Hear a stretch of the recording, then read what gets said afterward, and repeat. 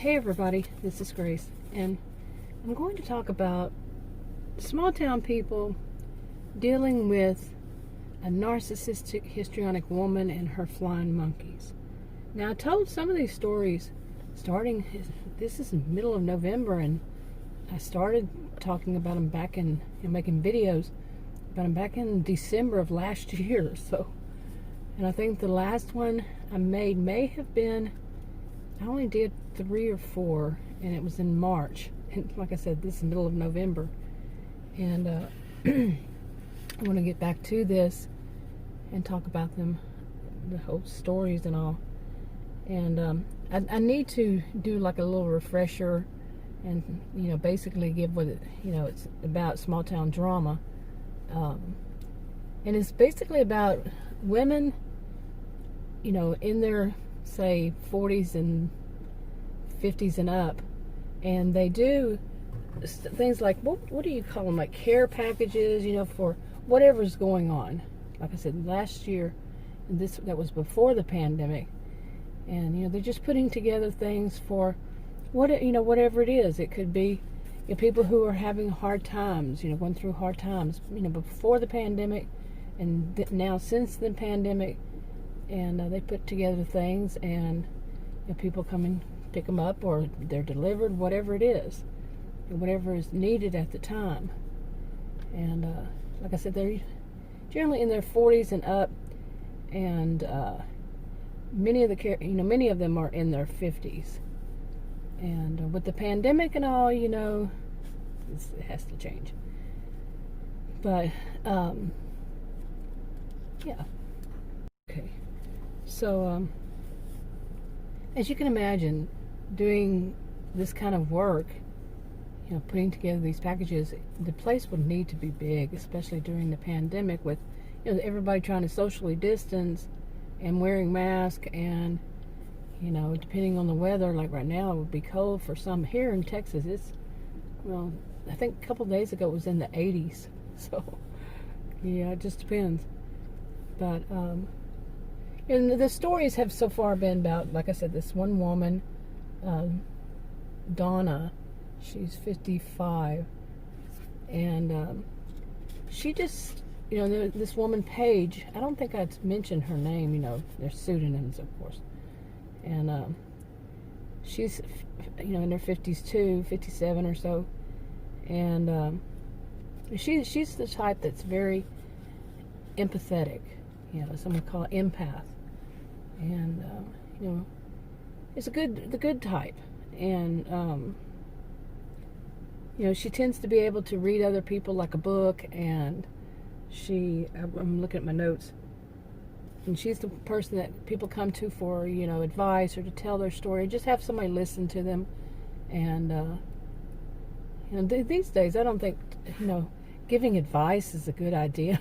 Really, there's so many bad things that can come from it. Seriously, yeah. But I don't myself. And anyway, she was the original one to help set up this volunteer group. And she's a rather strong woman, mind, body, soul. And she's the main one that has to deal with the bad one, the bad seed, Donna, who goes by Dee Dee.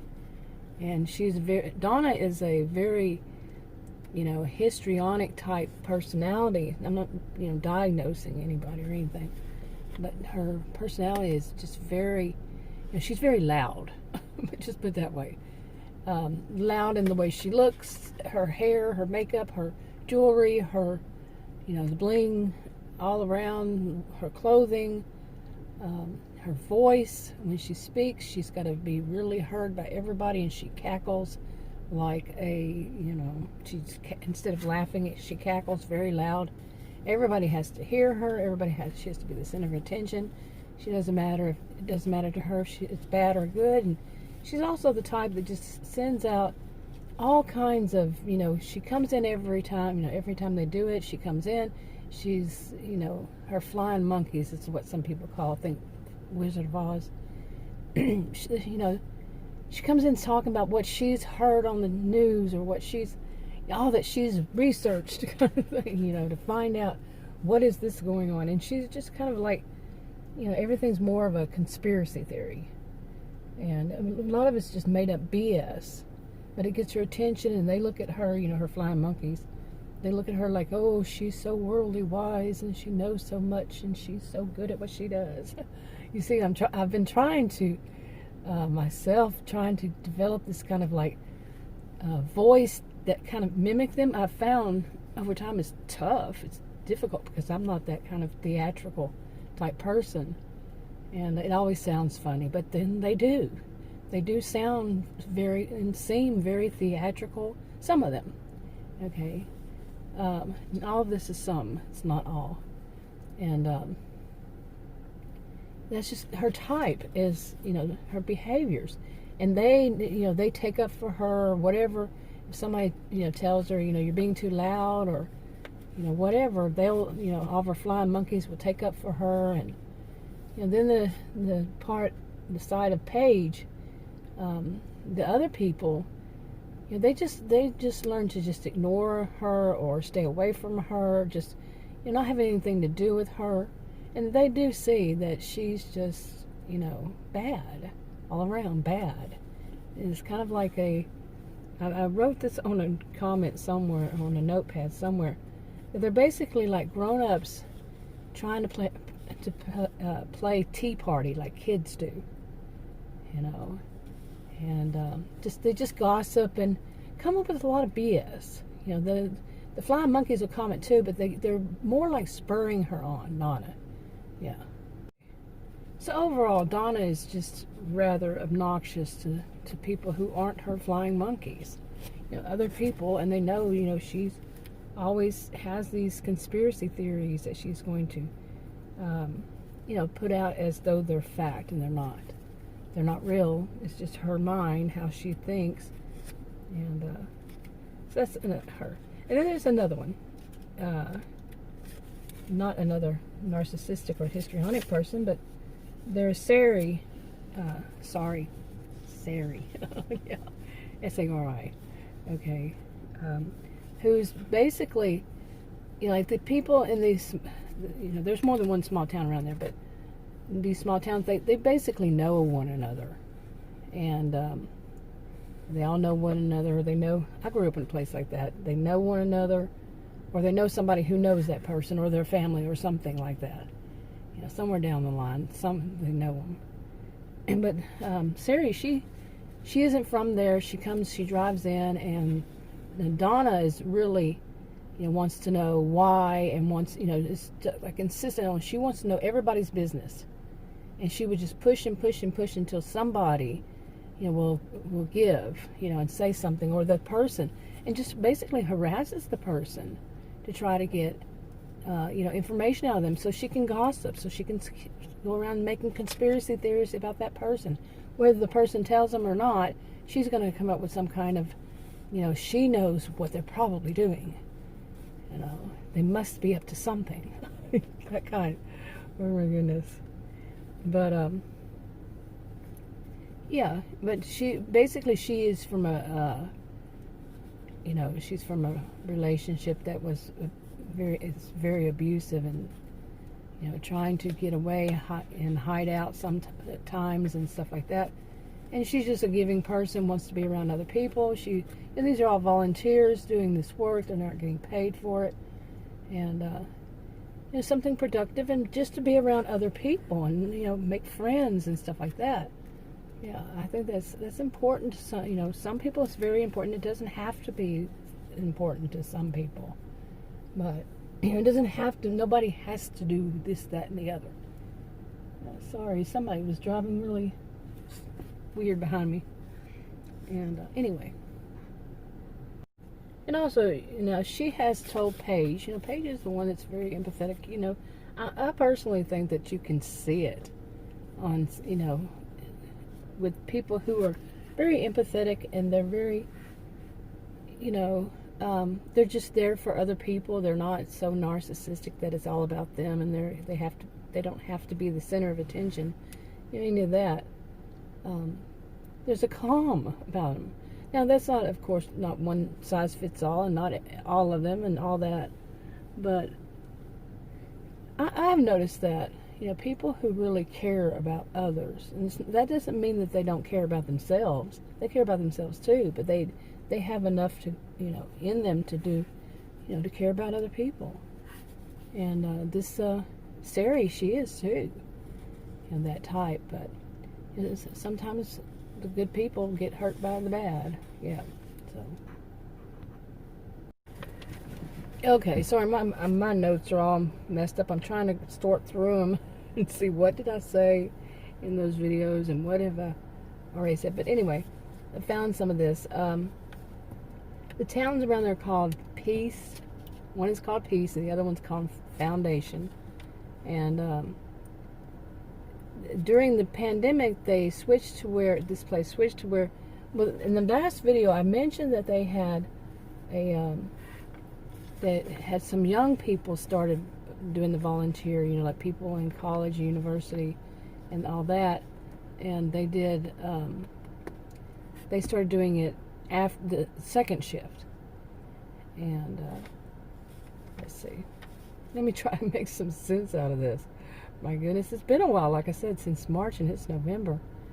But let's see. I wrote down here some of the notes. Like I had said, they're all trying to play the Histrionic one and her flying monkeys, like they're having a tea party, like children. And the flying monkeys, maybe some of them are like they have picked up some people call them narcissistic fleas. When you pick up bad behaviors from, it could be any, somebody who's narcissistic or histrionic, you can pick up these bad behaviors from them, don't realize it, but that they do, they do. They pick them up and they use them, and they don't change their ways about it. Maybe they're wannabes. Hannah wrote down that Donna went to the second shift where the younger people were working that were from, like college or whatever, they were out. So she went to the second shift to tell them how to do the job. Nobody asked her to, but she did anyway. And she was not told to, not asked to, whatever. And she has the mentality, like she wants to take younger people under her wing. Have you ever known that type? That's infantilization. That's infantilizing somebody. To say, well, I need to take you under my wing and show you the right way and show you how. Now, even, in my opinion, I could be wrong, even at work, like any kind of job, volunteer, whatever, just somebody online, and they want to teach you the right way to think. Yeah, that's infantilizing somebody. And anyway, she got caught by the female who organized it, who was just, insulted by what she heard, Donna say. To tell people, to have that kind of mentality and to just put it out there that they needed to be instructed by her. They needed her, her to give them guidance and all that. When I say she went to the second shift, she just didn't switch to the second shift. She just went to, them and bossed them around, basically. They're trying to tell them how to do everything and all that.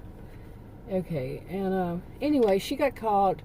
And by the woman who supervises it, doesn't work there all the time, isn't there all the time, but she got caught, and the one who organizes it, and she was basically told, put it back in her place. And Donna, had to basically kiss up. Now, she doesn't want to lose her job, this volunteer work. They're not paid, volunteer, because this is her, like other people. It's their socializing time. They're doing something that, being around other people around their age and all that, and they're doing something good. Now, with Donna, she gets all this attention because she's so loud and obnoxious and all that. She ensures that she gets a lot of attention. Negative, positive, doesn't matter, like I said earlier. So she doesn't want to lose that. So she had to basically kiss up, so she wasn't told, we no longer need you as a volunteer. So, I don't know many places that do that, but, you can have somebody that's truly obnoxious and, that's just going, rogue and all. No. Anyway, well, she got angry because, she was embarrassed by it all. Although pulled aside, it was kind of obvious, that she had to watch it, herself. And, she thought it, she was embarrassed because how dare the woman not see her superiority, not see how she's above all else, and she should be doing that. That they just not respecting her authority, the organizer. And haven't we all met people like that? They expect you to respect their authority. Who had said that before? It was something on TV, wasn't it? And I think I may have mentioned this on this video and before about the during the pandemic, since the pandemic, a lot of it was outside. The second shift, the younger people who had been to college, university, were all for whatever, volunteering. The second shift, they were the ones to package it all together. And at that point, not before, but at that point, they were packaging it all up during the second shift, and making it all ready for during the day, when especially like elderly people came really early in the morning, and free it's stuff, packages like food and so on. Now this is a small town. It's not like you can see in big cities where people are waiting in their cars for really long lines and such. But these are just for people in that town or neighboring town. That's where they do it. They know that's where the volunteer is located, and this service, and they come from wherever to get it, those who are in need. And so the first shift, they're the ones to give it out. Some people come after, and then the second shift, they have more people and they're younger, and some people are still doing it at that time. Let's see, let me read my notes here.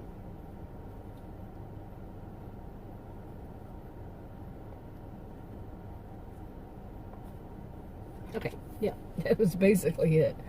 And but anyway, I want to start talking about these again, and in case you don't realize it, these are fictional stories. These are hypothetical fictional situation stories, and I just decided to start making stories out of them, these kinds of situations. And especially during the pandemic here, it started getting too Groundhog Day-ish, so I started writing, and I've always been like that. Stories just come to me, or topics just come to me. I'm not that great at putting them out there. I'm not that great of a speaker. I am well aware of it. And when you've been through what I've been through, I just read somebody else and stated that I have before on video, that I tend to stutter or stutter, stammer, this kind of thing. And I'm getting much better now. And I had since I was a child. And I can write much better. So some of these I've written, but I've written them on PowerPoint, and that is tough. It's not the same. It's more like all of these are rough drafts to a story that is copyrighted. Rough drafts, copyrighted to me. And like I said, it's the kind of thing that the same kind of standard disclaimers apply. Read the description read the disclaimer in the description box below this video on YouTube. But basically, it's like you hear,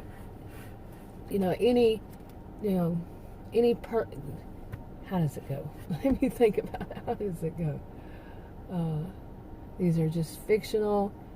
How does it go? Let me think.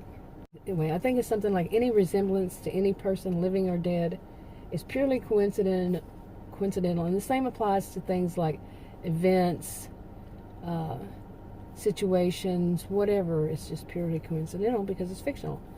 And of course, the state that these are in is in Texas, but Texas exists. Texas is not fictional. We know that. It's things like that we know are not fictional, of course. But the towns, I've made several towns, I think 11 altogether, and maybe 11. And the names of them, I've searched them to make sure I didn't get a name the same. But anyways, I've got a lot of stories. I started writing these on notes, and they're, like I said, highlights and rough drafts. Expect changes, expect imperfections, all that.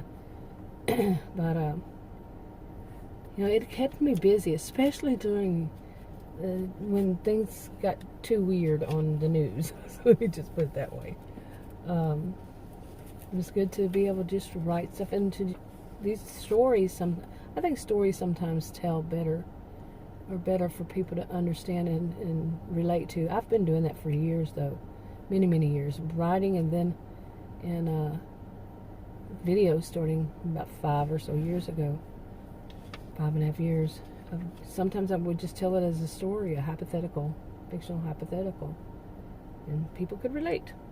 Anyway, I think I needed to do this, to recap kind of thing, and plus get my mind back on this one, because I was writing newer ones. These are, yeah. Anyway, I think that's enough for now. I'll talk to you on another video. Bye.